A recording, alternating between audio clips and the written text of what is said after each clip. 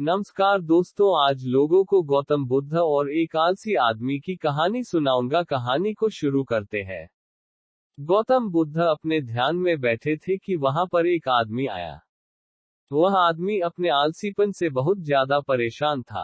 आलसी आदमी गौतम बुद्ध से बोला, महात्मा जी मेरी मदद कीजिए, मैं अपने आलस्य से बहुत ज्यादा परेशान हूँ। आप ही कोई उपाय बताइए जिससे मैं आलसीपन से छुटकारा पा सकूं।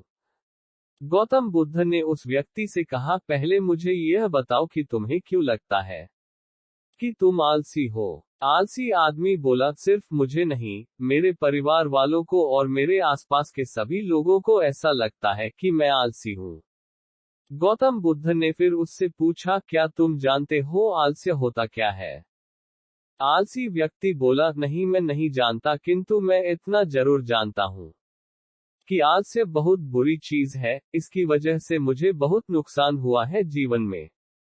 गौतम बुद्ध बोले, जिस परेशानी से तुम छुटकारा पाना चाहते हो, पहले उसके बारे में पूरी जानकारी ले लोगे तो उससे छुटकारा पाना आसान हो जाएगा। आलसी व्यक्ति बोला, भगवान इतनी बुद्धि तो मुझ में नहीं है, आप ही मुझे इस समस्या के बारे में जानकारी दीजिए। गौतम बुद्ध बोले, आलस्य एक मानसिक अवस्था है, एक विचार है, जिसे जाने अनजाने में हम खुद ही जन्म देते हैं।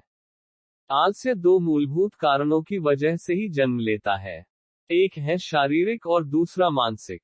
शारीरिक कारणों में पहला कारण है गलत तरह का भोजन। हम सभी जानते हैं कि हमारे शरीर को भोजन से ऊर्जा मिलती है, और यह ऊर्जा सजीव चीजों से मिले तो अच्छी, यानी कि प्राकृतिक रूप से जो हमें भोजन की वस्तुएं प्राप्त होती है, उनसे अगर यह ऊर्जा मिले तो हमारा शरीर इससे अच्छी ऊर्जा प्राप्त करता है। इससे उलट यदि हम निर्जीव वस्तुओं से ऊर्जा प्राप्त करते हैं तो यह हमें आलस्य की ओर लेकर जाती है। दूसरा कारण, हमारी शारीरिक गतिविधियां भी हमें आलस्य के चंगुल में फंसा सकती है। गौतम बुद्ध ने आलसी व्यक्ति को अपने शिष्यों की तरफ इशारा करते हुए कहा कि देखो, इनके चलने फिरने बैठने के तरीकों में तुम्हें कुछ अलग नजर आ रहा है।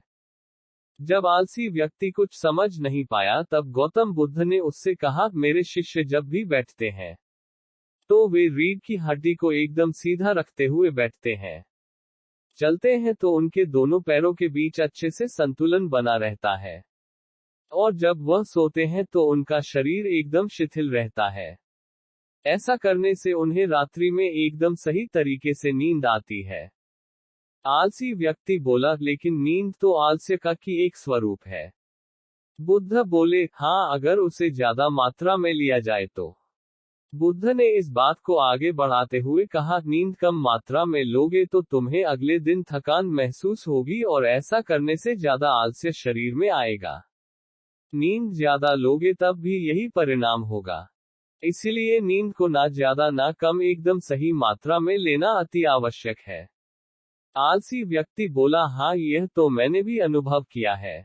बुद्ध बोले, अब मानसिक कारणों के बारे में जान लो। मानसिक कारणों में सबसे पहले है हमारी पुरानी गलत धारणाएं। अक्सर ऐसा होता है कि हम पहले जिन कामों में असफल हो चुके हैं, हमारे अंदर ऐसी भावनाएं बन जाती है कि असफल होते रहेंगे, जिस वजह से हमें उस काम को करने में आलस आता है। ऐसी धारणाओं से छुटकारा पाने का एकमात्र उपाय यह है कि हमें अपने मन को यह समझाना चाहिए कि पिछली बार हम जब उस काम में असफल हुए थे तो हम उसके बारे में जितना जानते थे, अब हम उस काम के बारे में उससे ज्यादा जानते हैं, क्योंकि असफल होने के बाद हम उससे काफी कुछ सीखे भी है। बुद्ध बोले, दूसरा कारण है आलसी और कामचोर लोगों की संगत। कई बार ऐसा होता है कि हम आलसी नहीं होते, मगर जिनके साथ हम रहते हैं हम उन जैसे बनने लगते हैं। इससे छुटकारा पाने का उपाय बहुत सरल है। कामचोर और आलसी व्यक्तियों से दूर रहो। ऐसे व्यक्तियों की संगत में रहो जो अपने काम को बड़ी लगन से करते हैं और तुम्हें कुछ सिखा पाए।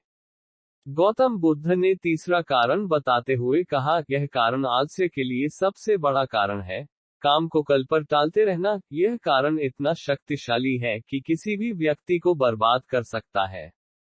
इससे बचने का सबसे आसान उपाय यह है कि जो काम जितनी जल्दी संभव हो उतनी जल्दी कर दिया जाए। गौतम बुद्ध ने आलसी व्यक्ति से एक सवाल पूछा, मान लो तुम किसी रेगिस्तान में फंस गए हो और तुम्हें प्यास लगी है तो तुम क्या करोगे? आलसी व्यक्ति बोला, मैं जल्दी ही रेगिस्तान के आसपास कोई गांव की तलाश करूंगा या ऐसी जगह की तलाश करूंगा जहां पर मुझे पानी मिल सके। गौतम बुद्ध बोले, अगर तुम्हें काफी देर ढूंढने पर भी पानी ना मिले तब तुम क्या करोगे? आलसी व्यक्ति बोला, मैं तब भी अपनी तलाश जारी रखूंगा, क्योंकि ऐसी परिस्थिति में मेरे पास कोई और दूसरा विकल्प तो होगा ही नहीं।